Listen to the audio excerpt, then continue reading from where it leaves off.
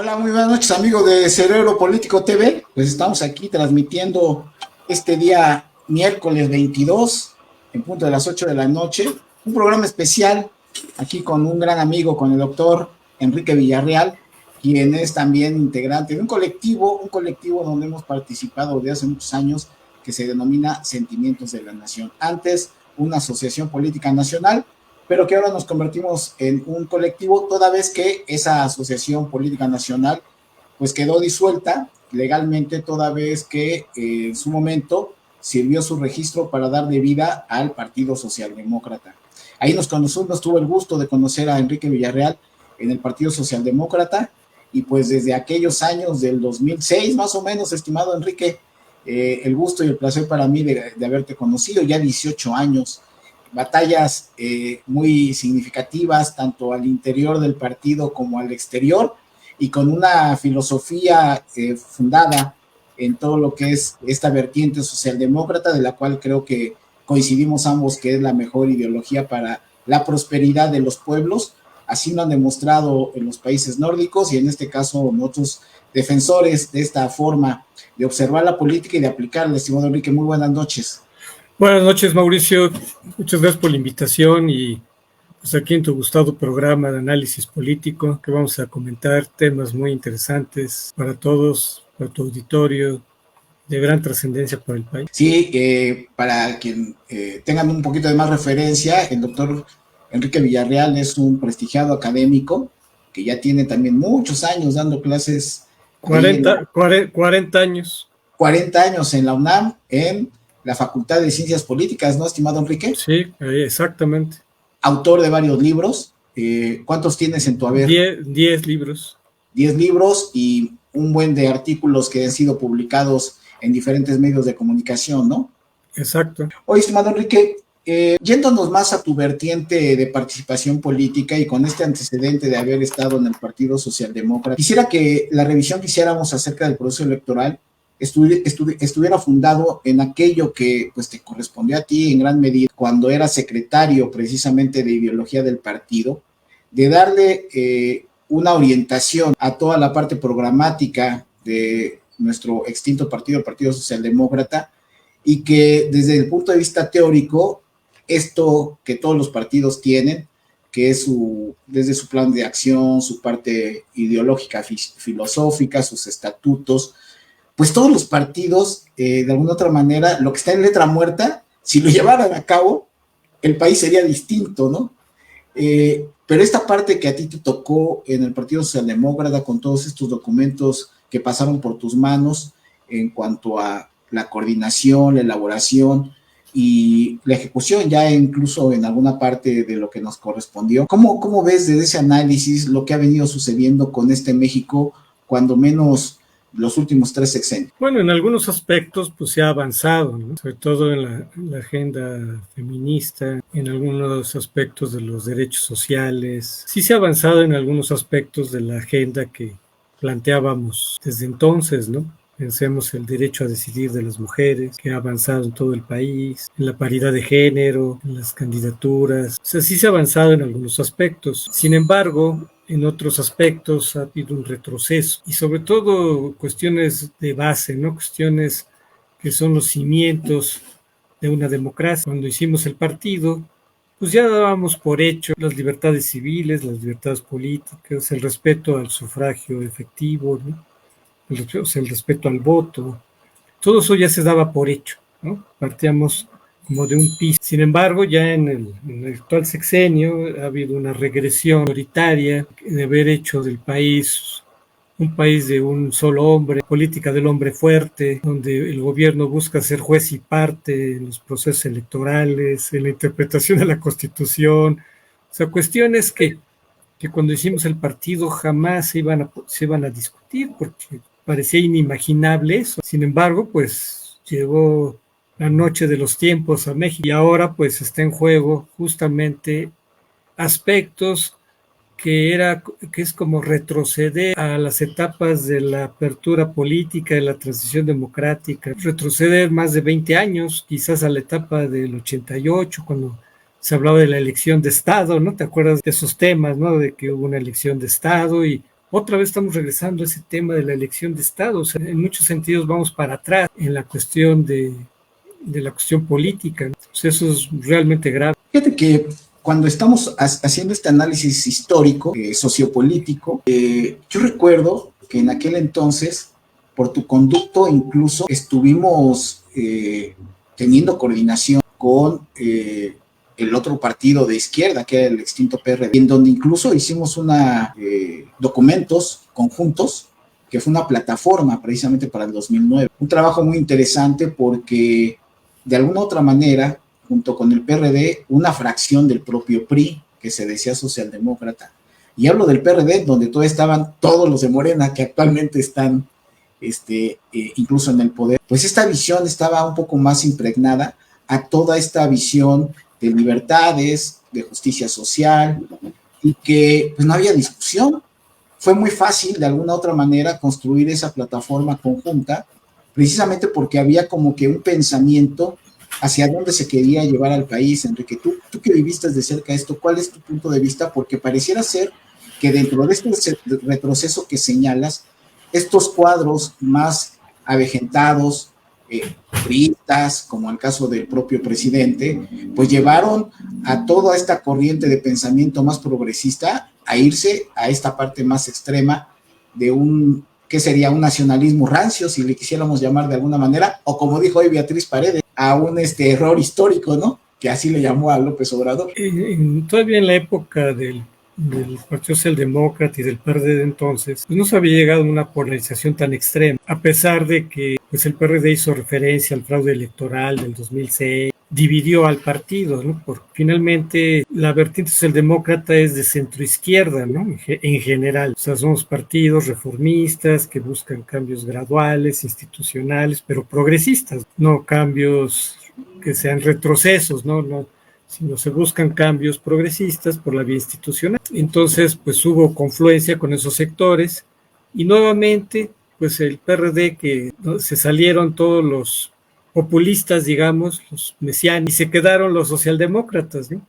El problema es que el PRD se desfondó porque se llevaron una gran militancia, ¿no? Que siguió pues la aventura obradorista, que pues obviamente fue productiva para ellos, pues están en el poder, ¿no? Pues, el poder pues siempre es un polo de atracción muy fuerte. Entonces ahora como que el PRD quiere resucitar pues, también, digamos, dentro de esta coalición que se está dando, pues es la única fuerza de izquierda propia. O sea, entonces eso le puede ayudar a todos aquellos sectores que están apoyando a Soros, que dentro de esos tres partidos pues pueden ver como una opción votar por el PRD y no votar. Pero fíjate, ahorita que hablabas de los cuadros que se fueron al obradorismo, estamos hablando, por ejemplo, de un cuadro verticalmente definido por él como un socialdemócrata y toda la gente que lo sigue, Marcelo Ebrard, y sucumbió, estimado Enrique, sucumbió después de haber pasado por Movimiento Ciudadano y sucumbió ante la tentación de llegar otra vez al poder y finalmente termina peleándose con Claudia Sheinbaum en el proceso electoral interno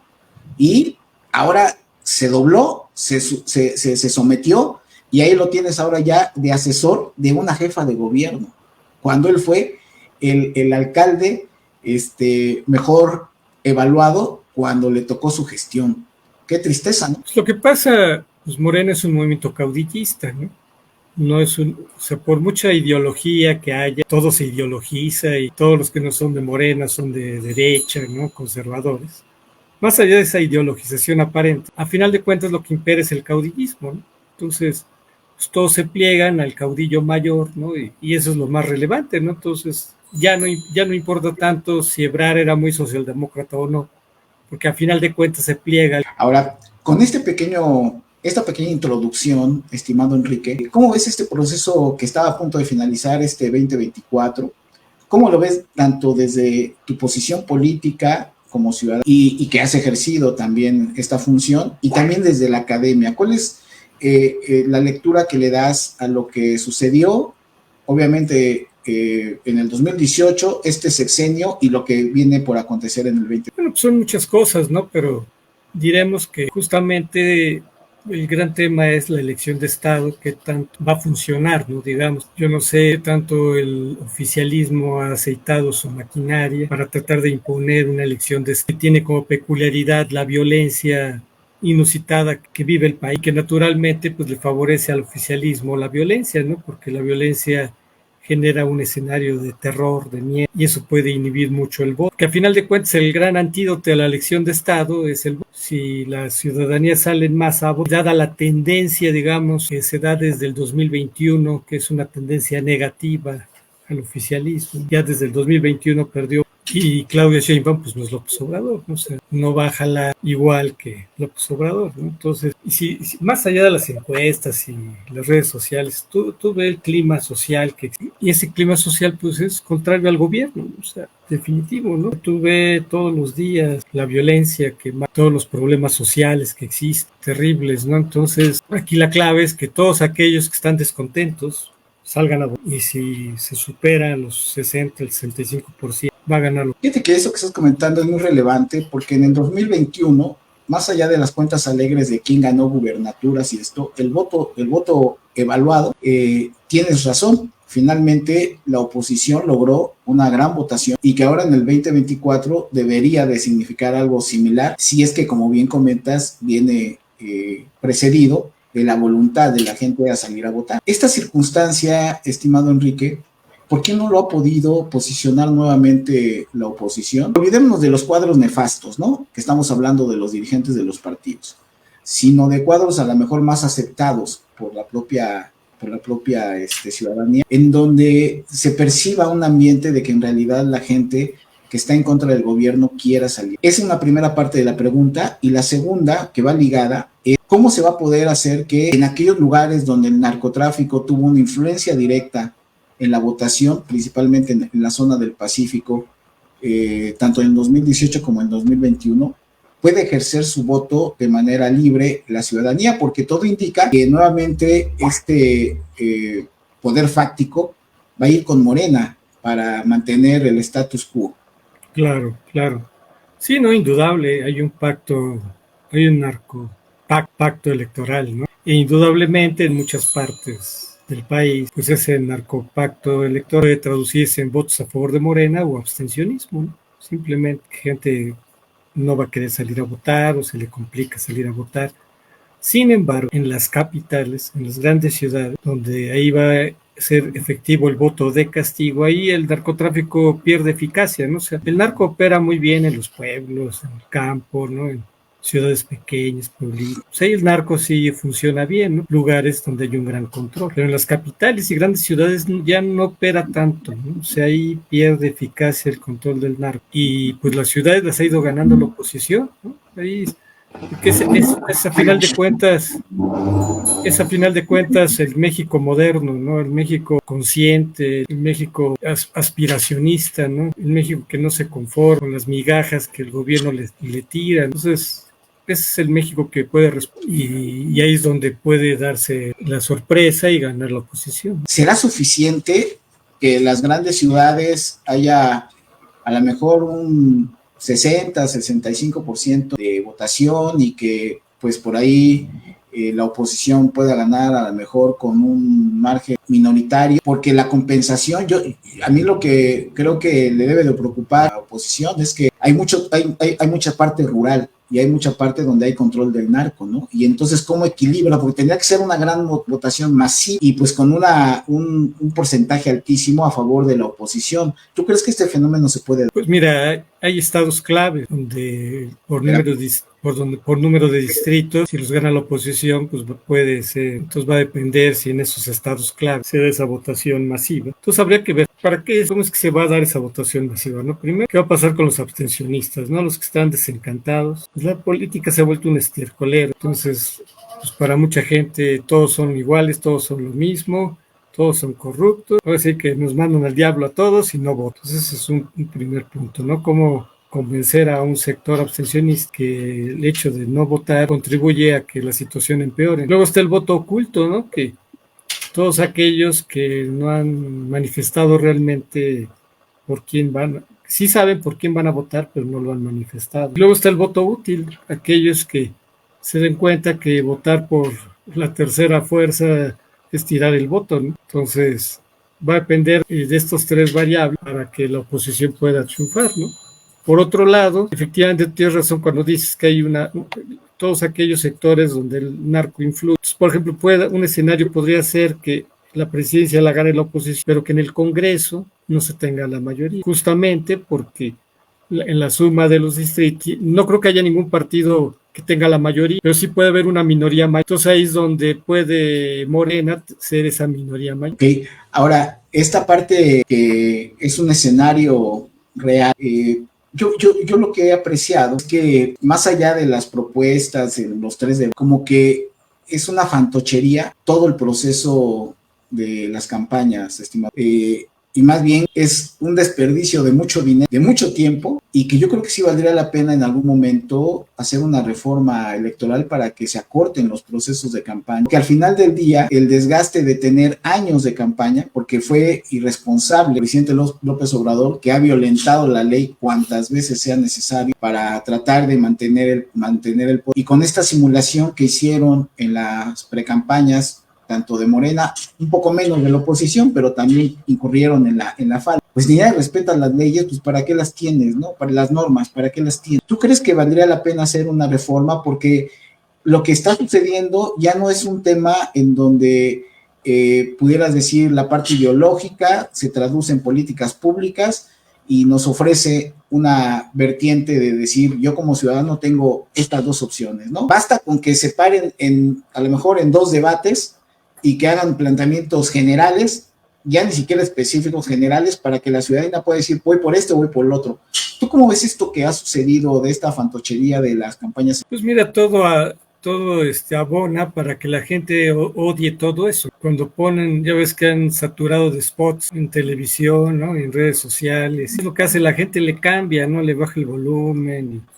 O sea, a la gente no le interesa, ¿no? O sea, está hasta el gorro de todo eso, de la propaganda en las calles, ¿no? Y la verdad, si tú le preguntaras a la gente cuáles son las propuestas, nadie sabe, porque a final de cuentas ya no interesa tanto qué propuesta, o sea, se ha polarizado tanto que aquí el punto es quién odia más a quién. Entonces, ese es el punto, ¿no? Que la gente, cada quien detesta al otro, ódiame más, ¿no? Es como el fútbol. Entonces ya no importan las propuestas, sino simplemente es saber quién puede lograr tener más seguidores, ¿no? Y no creo que las campañas y todo el diseño electoral ayude mucho a eso, porque te aseguro que ya la mayoría de la gente antes de las campañas ya sabía por quién va. Sí, es que eso es de llamar la atención, porque a mí me parece que la oposición le ha faltado, y no lo pudo hacer durante toda la campaña, de irse más a la parte emocional. Si alguien está polarizando, bueno, pues tú tienes que aprovechar precisamente este discurso de odio para entonces generar una reflexión que te permita irte más en ese sentido de la unión de la nación, ¿no? La unión de la ciudadanía.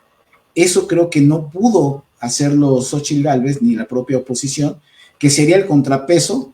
De ahí sí son dos visiones, un México dividido o un México unido, y de ahí permea pues ya todo tu desarrollo de tu programa de gobierno. Pero yo creo que faltó a la oposición más bien visualizarlo desde esa perspectiva, y atendiendo a que en muchas familias se ha dado este fenómeno entre familias, amistades, en donde este México dividido lo que ha permitido es de que los malosos ganen los espacios, pero eso nunca lo pudo decir con esta claridad la oposición, y pues obviamente mover la emoción para ganar mayoritariamente a gente que pretendiera acabar con este divisionismo, que es el fondo de la manera como funciona el populismo, estimado. Mira, faltan más voces. O sea, el problema de partidos es que la gente ya detesta. Si hubiera sido, por ejemplo, Xóchitl una candidata independiente, encabezar el movimiento ciudadano, movimiento rosa, como le quieras llamar, donde los partidos pues, fueran secundarios, pero desafortunadamente pues los partidos son fundamentales, ¿no? Porque no hay ese movimiento ciudadano. O sea, Xóchitl es finalmente candidato de los partidos. Entonces, pues la gente ya detesta a líderes como Alito. Sale Alito hablando y pues, ya la gente no quiere a Alito, ¿no? O sea, no le va a abonar mucho. Entonces, faltaron más voces, tú quieres emocionales, que no estén quemados, ¿no? Voces frescas, que sean creíbles, ¿no? Para la gente, que no digan, pues es que usted también es corrupto, entonces, ¿qué critica a los que los son corruptos? Usted también lo es. O sea, si ya muchas voces de la oposición están descalificadas, entonces eso no le ayuda mucho a la oposición. Pero pues no fue así, ¿no? Entonces habría que finalmente suceda lo que suceda. Para mí, ojalá sí gane la oposición, porque si ganara Morena, pues habría una contrarreforma electoral como la que donde el gobierno sea juez y parte. Si gana la oposición, se haría una reforma que fuera progresista, que incluyera más cosas como la segunda vuelta, donde se aterrizara bien lo del gobierno de coalición, pudiera haber más juego parlamentario, ¿no? Que es lo que necesita el país, que haya acuerdos, que haya diálogo, ¿no? En este sexenio fue perdido, o sea, la mayoría mayoriteaba y no generaba consensos. Entonces, que el país necesita eso: diálogo, consensos, acuerdos, una convención nacional hacendaria, hacer una reforma fiscal. O sea, se necesita que la política regrese a su esencia y no en lo que la han degradado. Ahora, Enrique, cuando hablamos de la política regrese a su esencia, como lo señalas, el tema que te preguntaría es,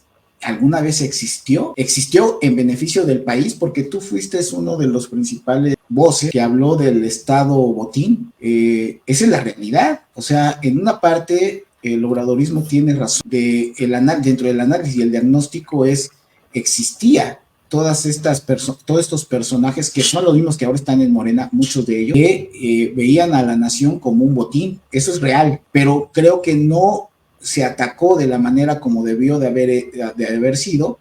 Y bueno, pues ahora tenemos que dentro de las candidaturas de Morena, que son las 9 gubernaturas, ninguna es emerge del obradorato, ¿no? O del morenismo, sino son todos o del PAN o del PRI, con esa esencia de seguir viendo al Estado-Nación como un Estado. ¿Qué opinas al respecto? Mira, sí hubo una etapa que sí se regresó al origen cuando se dio la transición democrática. O sea, ya se les olvidó a los obradoristas que ellos fueron parte de eso y fueron usufructuarios de eso.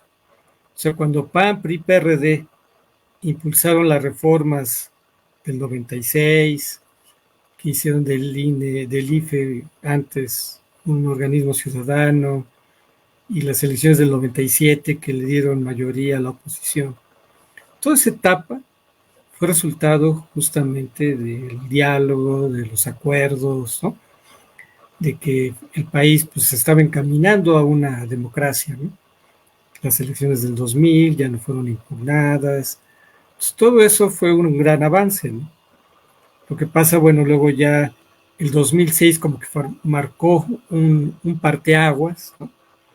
Porque a partir de ahí otra vez fue a cierto punto retroceso, porque inventaron eso del fraude electoral.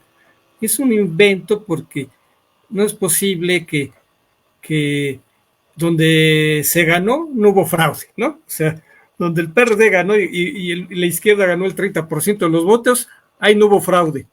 Pero como perdió Obrador, ahí sí hubo fraude, ¿no? O sea, como si hubieran sido dos elecciones diferentes, como si diferentes personas hubieran contado los votos, ¿no? O sea, fue el mismo proceso, se ganó mucho en unas partes, pero se perdió la presidencia. Entonces, a partir de ahí, ese sector obradorista se encargó de ser el principal enemigo de que la democratización avanzara, porque fueron tensionando, ¿no?, la política, ¿no? Fueron generando tensiones, y entonces naturalmente que la respuesta de los que fueron ganando, pues fue justamente una cerrazón, ¿no? Entonces empezó a polarizarse y ahí fue cuando empezó a deteriorarse otra vez la política, ¿no?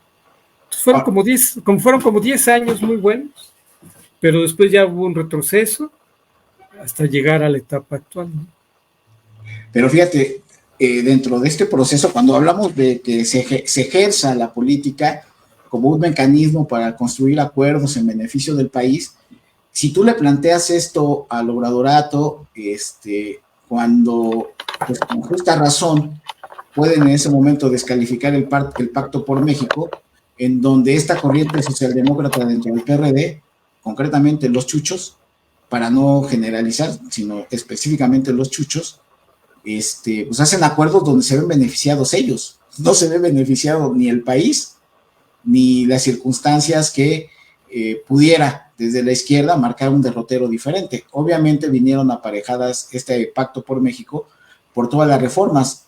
Ahora escuchas a Peña Nieto hablando de que eran necesarias para el país, pero la verdad es de que fueron necesarias, pero no permitieron un mejor desarrollo del país. Esa es la realidad. Bueno, lo que pasa, mira, yo creo que no hubo tiempo suficiente para analizarlas, ¿no? O sea, ¿cómo es posible que unas reformas que aprueba Peña Nieto inmediatamente las abrogas porque no sirvieron? O sea, eso es ilógico, ¿no? Ninguna reforma tiene, bueno, algunas sí funcionaron rápido, como la de telecomunicaciones, ¿no? Que es indudable que sí facilitó las telecomunicaciones, ¿no? Pero hay otros, por ejemplo, la reforma energética que tanto criticaron. ¿Cómo va todo el modelo estatista duró décadas? Generas un nuevo modelo más mixto, donde buscas compartir el riesgo y las ganancias con el sector privado, y eso apenas inició, no duró ni 5 años. O sea, no es posible que tú pidas resultados cuando apenas se estaba echando a andar eso, ¿no? Entonces, pues claro, está la idea de que el petróleo es nuestro y que solo el Estado, pero mira, ese esquema falló cuando López Portillo hizo la industria petrolera con base en pura inversión del Estado, que en realidad fue deuda, ¿no? Entonces, Portillo sí hizo una gran industria petrolera, pero dejó al país endeudado, ¿no? Entonces, regresar a ese esquema, como que es el mismo esquema que quiere Obrador, pues no funciona porque no hay recursos, no hay tecnología. Necesitas obviamente compartir, tienes que abrir el país a ese tipo de inversiones, porque ellos, la idea de ellos es que seamos autosuficientes, pero regresar a ese punto de la autosuficiencia es regresar al crecimiento de 1%, ¿sí? O menos. Es quedarse anclado en la mediocridad de ese 1%. Si quieres un crecimiento grande, pues necesitas abrir las inversiones porque el Estado, el país no tiene los recursos para eso, ¿no? Luego la reforma educativa que no les gustó tanto. Pues volvemos a lo mismo, apenas iba a establecer un sistema donde buscas un sistema meritocrático, donde los maestros que estén realmente capacitados para dar clases sean ellos, y aquellos que no, pues les vas a dar otro tipo de trabajo, ¿no? Pero pues claro, no gustó porque pues hay que capacitarse, hay que estudiar, hay que hacer exámenes y demás. Pues es lógico que a los sectores sindicalistas pues no les va a gustar. O sea, no dio tiempo, pero claro, lo que falló del gobierno y de los partidos es que había que generar más consensos, ¿no? Más acuerdos. Todo esto son cambios de mentalidad, ¿no? Pues tienes que ver más diálogo y ahí sí falló, ¿no? Pues para hacer estas reformas fuertes, pues necesita hacer más diálogo, más convencimiento, y es lo que no hizo el gobierno, ¿no? Pero fíjate que obviamente que a pesar del diálogo que hubieran encauzado de manera correcta y coordinada, a mí la impresión que me da, yo le di mucho seguimiento a la reforma educativa, de hecho asistí a muchos eventos de Aurelio Nuño, cubríamos esa fuente de la SEP, y pues lo que te das cuenta es que eran soberbios y corruptos. Entonces se descalifica por la propia conducta política de los ejecutores de esas reformas, y creo que la corrupción fue lo que le dio al traste a lo que pudo haber sido un gran gobierno de Peña Nieto con esas reformas, como bien lo comentas. Si tú recuerdas, nuestro queridísimo amigo, compañero, Rafael Piñero, en paz descanse, y un servidor fuimos en el 2008, 2009 a Venezuela, y estuvimos allá, justo cuando estaba en su apogeo Hugo Chávez, y ahí nos enteramos de cómo funcionaba PDVSA, que era el organismo rector del petróleo allá en Venezuela. Y es un fenómeno singular, porque ni siquiera Venezuela, con esta visión completamente autoritaria y de esta izquierda radical, funciona con el puro Estado, el petróleo. Ellos tienen la compra y la inversión de los gabachos. Esa es una realidad. Aún ahorita con el conflicto que tienen, de todas maneras, le venden el petróleo a los gabachos y tienen inversiones. Pasa lo mismo con Brasil, con su producto, ¿no? Los países más avanzados en donde la corrupción, bueno, estos dos ejemplos son ejemplos de estados sumamente corruptos, pero cuando tú te enteras de la forma como trabaja, en el caso de Noruega, otro país petrolero, en donde la corrupción es menor, pues también hay una inversión mixta, pero como no hay corrupción, prospera, y entonces no estás anclado a un crecimiento de un 1%, porque ciertamente la parte energética te da para crecer de manera importante. Yo creo que desde esa perspectiva, Enrique, en una parte el obradorato tiene razón en cuanto a que la corrupción es el mal mayor del país y que en este caso tanto los panistas como los priistas pues hundieron al país en este marco que no se ha acabado porque son los mismos de la élite política que pertenecen ahora a Morena. Pero a ver, ¿cómo van a tener razón si ellos resultaron igual o más corruptos? O sea, tú tendrías razón si tuvieras la autoridad moral para decir, efectivamente ellos son corruptos. Pero si tú también lo eres y ya lo eras antes, o sea, el problema no es que no se volvieron corruptos ahorita, ya eran corruptos antes, ¿sí?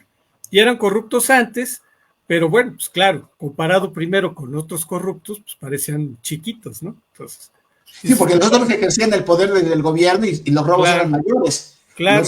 Estos corruptos que gobernaron la Ciudad de México, pues sí, mamaban mucho del erario público, pero es una bolsa pequeña. Sí, pero incluso desde los 90s, o sea, ya el método de extorsión que encontró Obrador para sacarle dinero al gobierno, pues cuando hicieron aquí el famoso plantón en el Zócalo y que les dio Salinas a través de Ebrard muchos millones, ¿no? ¿Qué pasó con ese dinero? Yo diría, ¿qué pasó? Pues si tú pudieras cotejar el registro público de la propiedad de Palenque, tú verías que coincide cuando compraron el rancho que ahora tienen. O sea, con parte de ese dinero que les dio Salinas, Obrador compró el rancho que ahora tiene, ¿sí? Entonces, tú ve si no hubo prácticas corruptas en el pasado, ¿no? Y que luego pues, se fueron potenciando, ¿no? Ya conforme fueron escalando en las esferas del poder hasta llegar a esta etapa, ¿no? Entonces, el problema es que, ¿por qué la corrupción es el principal problema? Pues por el modelo político que existe, ¿no? Si tú le das al presidente un gran poder, pues esa va a ser la fuente de la corrupción. Entonces tienes que quitarle poder al presidente. Simplemente, a ver, fíjate, aquí en México no hay juicio político en la Constitución al presidente. Le pusieron otros cargos, corrupción y no sé qué, pero juicio político no hay. Entonces, de entrada, pues ahí hay un vacío, ¿no? De que por qué no hay juicio político al presidente, ¿no? Entonces, el presidente tiene un gran poder, al grado de que en la actualidad pues es un presidente caudillo, ¿no? No es un jefe de Estado, es un caudillo que hace lo que quiere, ¿no? Interviene en las elecciones, cubre la corrupción de sus colaboradores, incluso de sus hijos, ¿no? Etcétera, etcétera, ¿no? Entonces, no solamente se requiere una reforma electoral, se requiere una reforma política, que avancemos más a formas parlamentarias. Justamente la idea es que, y Xochitl yo sé que no está en contra de esta idea de que ella sea más una jefe de Estado y que haya un jefe de gobierno. Entonces de ahí ya habría un gran avance para que el presidente sacarlo del gobierno propiamente y funja las funciones de un jefe de Estado y que el jefe de gobierno lo designe el Congreso, ¿no? Producto obviamente de acuerdos políticos. Incluso ya sabes que dentro de la idea del gobierno de coalición sería darle posiciones a Morena, ¿no? Dentro de su gobierno, que esa es la esencia del gobierno de coalición, ¿no? Vas a darles conforme a la votación que tengas, ¿no? Entonces, y que nosotros en el extinto PSD, pues estábamos a favor de ello, porque para nosotros es la manera de cuidarse unos a otros, y en donde las instituciones que ahora se pretenden quitar, como el IFAI, ¿no? Como todas esas instituciones independientes que permitieran realmente el cuidarse los ojos unos y otros. Entonces, si tú tienes un gobierno de coalición, es más fácil que se trate de erradicar la corrupción. La corrupción finalmente es una conducta humana, y la conducta humana se sanciona a través precisamente de la no impunidad. El problema es que tú tienes un problema, valga la redundancia, lo que se generó ahorita con Segalmex, en donde esos 9,000 o 15,000, ya unos dan unas cifras, otros dan otras cifras, pero al final del día dicen es que ya hay gente que está sancionada, ¿sí? La cabeza no, ni siquiera políticamente. Olvídate ya de que lo hubieran metido a la cárcel, ¿no? Porque no puede ser imputable a él el que te hagan un fraude tus subordinados, eso estamos de acuerdo, pero cuando menos políticamente él, a Valle le hubieran dado de baja del gobierno, o sea, ¿cómo puede ser? Y cosas menores como con Ana Gabriela Guevara, exactamente lo mismo. Entonces, este manto de impunidad generado desde el presidente para que nunca tachen a su gobierno de corrupto, pues genera todo este caos que actualmente tenemos. Y nosotros sí decíamos desde aquel entonces, o siempre hemos pensado en esa parte, ¿no? Un gobierno de coalición te pone a competir, los cuadros de un lado y de otro, y obviamente con carteras perfectamente diferenciadas, en donde tú veas el progreso, ¿no? Y a ver quién puede gobernar mejor, quién hace mejor su chamba, que al final del día es para eso los alquilamos, que se nos olvida a los ciudadanos que ellos son nuestros empleados y lo que tenemos que estarles exigiendo es que sean competentes. Vienen estos gobiernos, Enrique, a decirnos grandes logros cuando es su función, es decir, hablan de las cosas como si fuera un favor el que nos hacen, cuando es su obligación, porque para eso se les paga. Entonces, desde esa situación y que nosotros siempre lo que creímos y lo que creo yo seguimos manteniendo es una ciudadanía realmente competente también, ¿no? Una ciudadanía libre, pensante y actuante que favorezca a que este México sea diferente, porque todos de alguna u otra manera, por acción o omisión, hemos sido culpables al no haber puesto los diques a todos estos gobernantes corruptos, Enrique. Así es. Lo de la ciudadanía libre pues, te lleva al asunto de la educación, ¿no? Pues, la educación también requiere cambios muy fuertes para que no quede ni en manos de tecnócratas ni en manos de sindicalistas, ¿no? Pues ahí tiene que entrar la sociedad civil, participar de alguna manera, de un modo institucional, para que quien participe en la educación sea gente que realmente esté comprometida con una educación que sea forjadora de ciudadanía, ¿no? Para que justamente la ciudadanía reclame que no es una gracia lo que el gobierno da, sino que es su obligación, ¿no? Que de por sí pues no hay grandes logros, ¿no? Al contrario, ha habido un retroceso por ejemplo, en la salud, ¿no? Faltan vacunas, faltan medicinas, o sea, atención oportuna, ¿no? Porque no, es un hay desastre. operaciones que se postergan un año. Es un desastre la salud pública y todo ello ha contribuido a la privatización. Critican a los neoliberales de privatizar cuando quien más ha privatizado ha sido el gobierno de Obrador, porque la gente ha tenido que recurrir a medicina privada, ¿no? Entonces, lo que me dan por un lado me lo quita por otro, y a final de cuentas salgo perdiendo porque el poder de compra de la gente ha bajado mucho. Se rasgan las vestiduras de que ha subido el salario mínimo, pero la inflación barre todos esos, tanto el salario como los apoyos sociales. La inflación los ha barrido y cualquier persona sabe que cada vez está más cara la canasta básica, la gasolina, etcétera, ¿no? Fíjate que ahorita que estás hablando de salud, luego quiero regresar contigo a la parte educativa por tu expertise, pero en la parte de salud, fíjate que este fenómeno de haber construido un sistema paralelo de atención de bajo costo, como son todos los genéricos, ¿no? Tanto de medicamentos como los consultorios.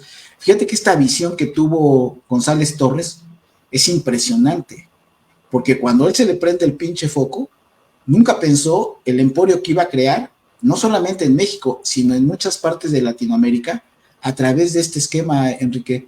Sí, ahora, claro. Fíjate, aquí cerca, ahí estamos transmitiendo aquí de la Colonia Obrera, cerca está la Colonia Doctores, muy cerca de la calle de Niños Héroes, donde está la Clínica 4 del IMSS, fíjate, a unos, ¿qué serán? 50 metros. Ahora, ahí en esta sucursal del doctor Simi, ya pusieron ahora especialidades. Entonces, Obviamente no cuestan los 50 pesos de una consulta de médico general, pero te cuesta 300 pesos una especialidad. Pero regalado, ¿no? Son los mismos médicos que están atendiendo en el orden público.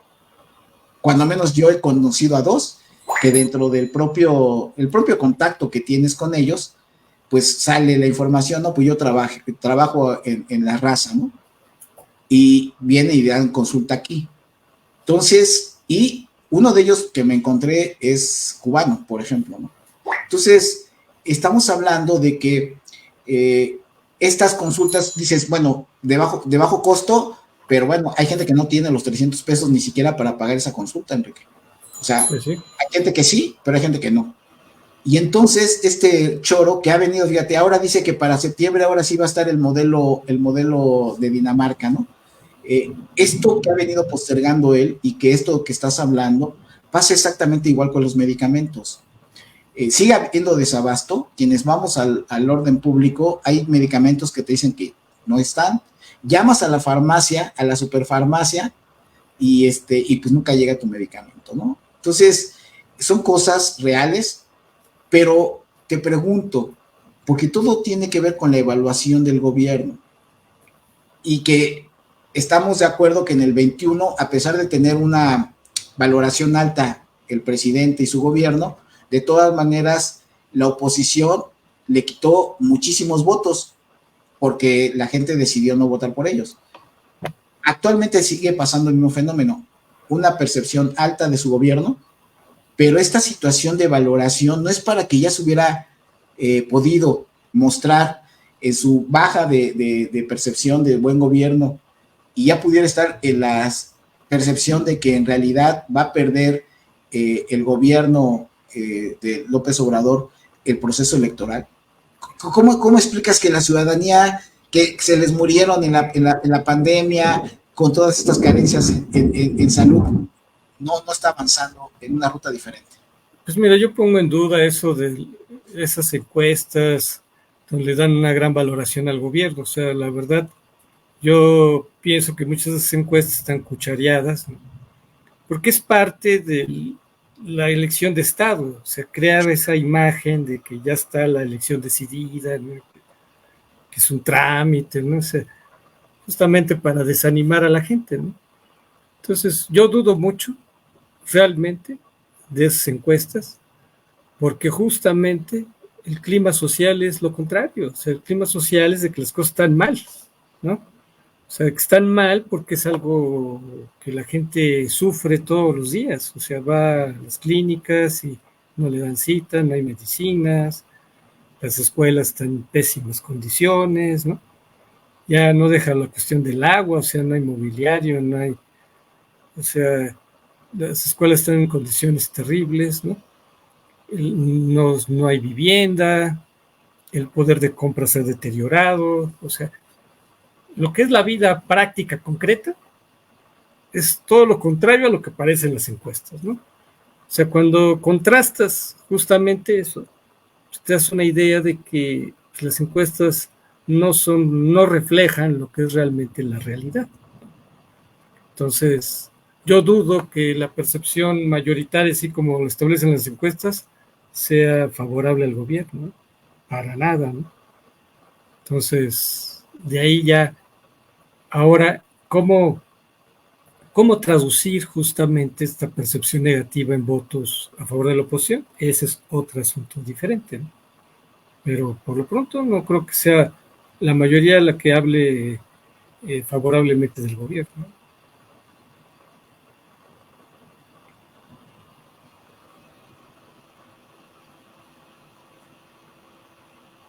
Aquí quedé solo yo en mi pantalla, no sé qué pasó contigo, Mau.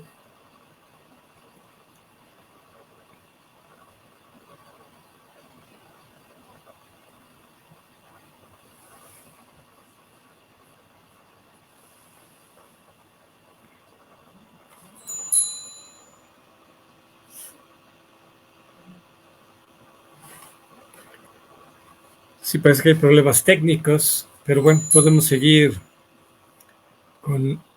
comentando justamente cómo se encuentra la situación del país. Simplemente veamos la cuestión del agua. Cuando, fíjate, Mauricio, cuando se habla del prianismo, se habla del pasado corrupto, se quiere descalificar totalmente todo lo que se hizo antes. Yo preguntaría, ¿quién hizo el sistema Cutzamala en ese pasado oscurantista, medieval, negativo?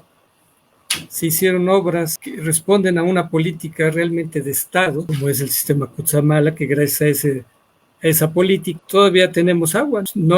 Quizás no la que deberíamos de tener, pero todavía hay agua. En cambio, con las obras que hicieron en la actualidad, pues son producto de ocurrencias, no son realizaciones que respondan a una política de Estado, porque, por ejemplo, si tú quieres hacer un tren, por ejemplo, el tren que se hicieron, el Tren Maya, el famoso tren. El Tren Maya, si hubiera sido una respuesta a una política de Estado, de entrada se tuvo que haber hecho estudios muy serios de impacto. Y estoy seguro que el resultado de estos estudios, que son estudios, no son de un día para otro, ¿no? Como en la actualidad nomás se llenaron un formato, ¿no? Y ya, no.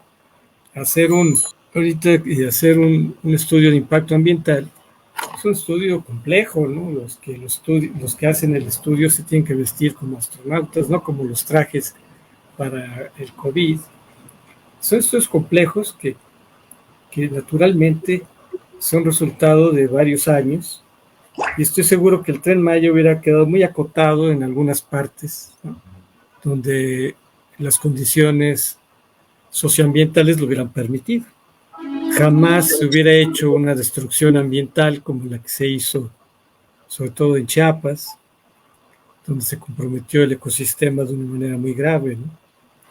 Entonces, el hacer políticas de Estado es un asunto que es de muy largo plazo y que naturalmente el que inicia una obra difícilmente la inaugura. Pero aquí, claro, aquí el caudillo mayor pues quería llevarse todas las palmas en su sexenio, sin preguntarse por qué en lugar de gastarse miles de millones de dólares en obras faraónicas como la refinería Olmeca o el Tren Maya, ¿por qué no se hicieron obras hidráulicas, Mauricio? ¿Por qué no se hicieron canales, acueductos, presas, previendo justamente, porque este no es un asunto de que si llueve o no llueve, de una sequía. Este es un asunto que ya con anticipación, si tú ves los mapas del país, los mapas hídricos, la desertificación del país está en el 70%. Entonces no es un asunto de un día para otro. Cuando ya llegó el actual gobierno, el proceso de desertificación del país ya había avanzado mucho. Entonces era el momento de realizar obras hidráulicas previendo que se iba a requerir el agua en muchas zonas del país que están sedientas, donde la hora cero del agua ya había llegado en el 2018 o antes, porque hay muchas zonas de Iztapalapa, por ejemplo, que tienen décadas sin agua, ¿estás de acuerdo? Entonces, en esas colonias la hora cero del agua ya había llegado, que no tenían agua desde hace muchos años. Entonces, ¿cuáles son las respuestas para eso? Ahora, aquí de esto que estamos hablando, estimado Enrique, y para ir poco a poco ya cerrando esta conversación que ha sido muy interesante, y bueno, ojalá y aceptes una segunda antes del proceso electivo. Sí, claro. Próxima semana. Yo creo, estimado Enrique, que todo esto que comentas acerca de lo que ya son las políticas públicas, pues vienen precisamente precedidas por todo el contexto que estuvimos hablando durante el programa, ¿no? Esta visión de tener este caudillismo, que lo criticable es precisamente de que no escucha las voces que son los especialistas, ¿no? Y esta falta de visión de como líder escuchar a los especialistas y sopesar y entonces tomar decisiones coordinadas con tu grupo de apoyo, pues lleva a esta situación de sacar el dedo y decir, ¿para dónde va el país? Para acá, ¿no? ¿Por qué? Porque yo quiero, porque yo necesito ser el mejor presidente de toda la historia, y el mejor presidente de toda la historia necesita estas obras faraónicas, y el mejor presidente de toda la historia necesita imponer mi visión a pesar de que me dicen todo lo contrario todos los técnicos que tengo acá, que recordemos que la administración pública no se mueve con cada uno de los gobiernos, porque al final los jefes de departamento hacia abajo, que tienen años y años en las instituciones, son los que mantienen vivas a las instituciones, porque pues llegarán ahí directores, hasta a lo mejor hasta subdirectores con otros gobiernos, pero llegan desconociendo. Y si de algo hay que criticar a Morena es que llegaron desconociendo lo que es el gobierno federal. Ellos habían tenido una pequeña parcela de la Ciudad de México, un gobierno que ya en 27 años han fracasado y que además, en este caso, al desconocer toda la normatividad del gobierno federal, pues llegaron a hacer tonterías. Y obviamente su aprendizaje nos cuesta mucho, nos ha costado mucho.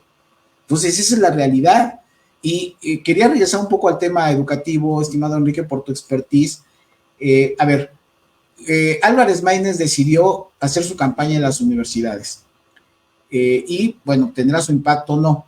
Pero a mí lo que me llama mucho la atención es que con una pinche canción, que puede ser de mucha retentiva la cancioncita o no, los jóvenes no los veo analizando la circunstancia real, y hay gente que se atreverá a votar por Maínez, cuando en realidad gente que vota por primera ocasión o que ya son electores por una segunda, que tendrán 24 años más o menos, la verdad es que yo no los veo con un análisis más profundo. ¿Cuál es tu experiencia ahí en la UNAM y especialmente ahí en ciencias políticas? ¿Tú cómo ves a los jóvenes pues, generando la votación para su futuro? Pues mira, yo no solo en la UNAM, sino en general, los jóvenes están muy escépticos. Yo veo que pues, el gran riesgo no es si votan por Maínez, sino el gran riesgo es que no voten. Pues, entre los jóvenes va a haber mucho desencanto. Jóvenes que cuando yo cumplí 20 años, pues se vive una situación similar en el sentido de que pues el voto no valía mucho, ¿no?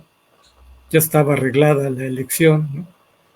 Entonces aquí no es lo mismo, pero pues como se ha degradado tanta la política, que en general los jóvenes no quieren hablar de política, ¿no?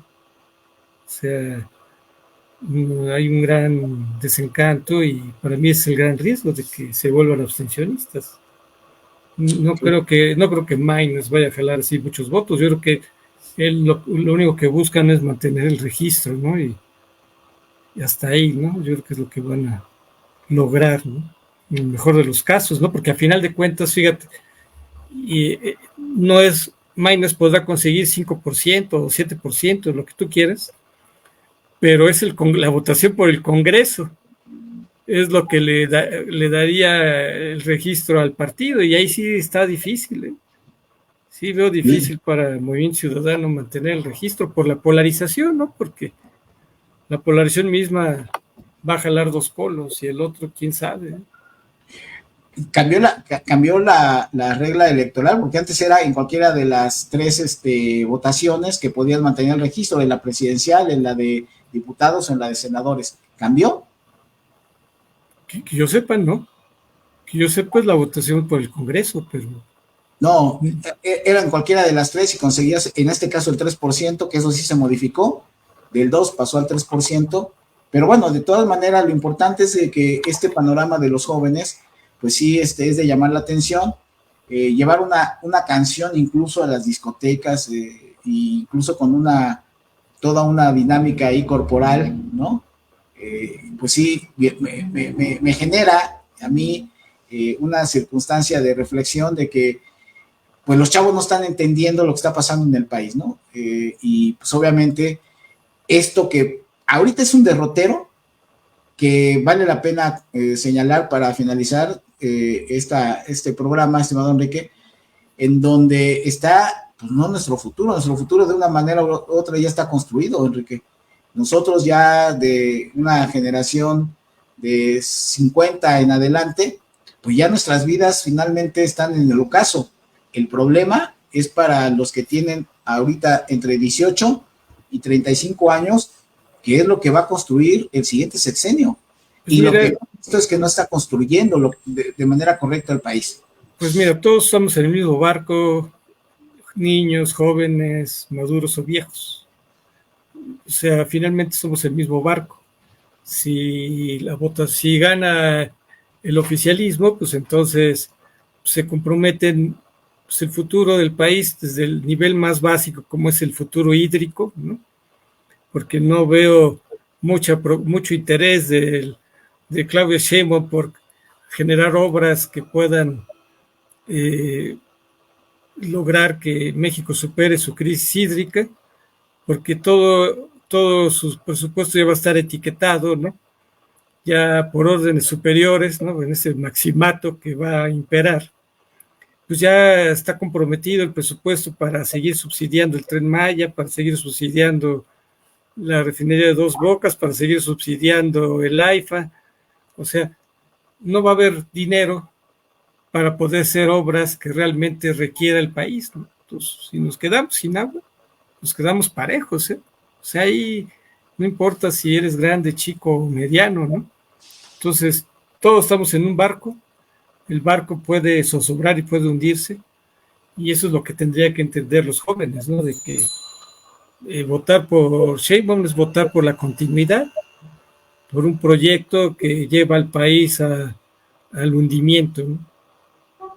Pues ahí está el comentario. Y bueno, si te parece bien, podemos llegar al acuerdo que el próximo miércoles, ¿no? Ya rumbo a lo que sería el día domingo, que es la parte electiva, si nos pudiéramos reunir nuevamente, estimado Enrique, Claro, te agradecería mucho para comentar ya pues la colita de lo que serían las campañas electorales y profundizar más en algunos temas que el día de hoy ahí se dieron. Que quedaron pendientes. Que quedaron pendientes. Y estimado Enrique, una disculpa, pero aquí en nuestra colonia se corta de repente la electricidad. Y fíjate que no son ni siquiera que se vaya la luz, es descargas que de repente, pues obviamente apagan el módem del internet y te quedas sin posibilidad de seguir transmitiendo. Entonces, esos cortes que vieron por ahí, pues obedeció a ello. Y qué bueno que continuaste tú ahí, porque pues, es importantísimo que no se pierda la secuencia claro, analizando, ¿no? Sí, pues hay mucho que comentar. Así es, pues bueno, Enrique, muchísimas gracias. Bueno, pues nos vemos la próxima semana. Pues igual. Un saludo a todo tu auditorio y pues aquí nos estaremos viendo. Gracias. Y a toda la gente que nos hace favor de vernos, ya saben que si les gusta lo que aquí decimos, manita arriba, suscríbanse al canal, compártanos y nos vemos en la próxima sesión. Hasta la próxima. Hasta luego.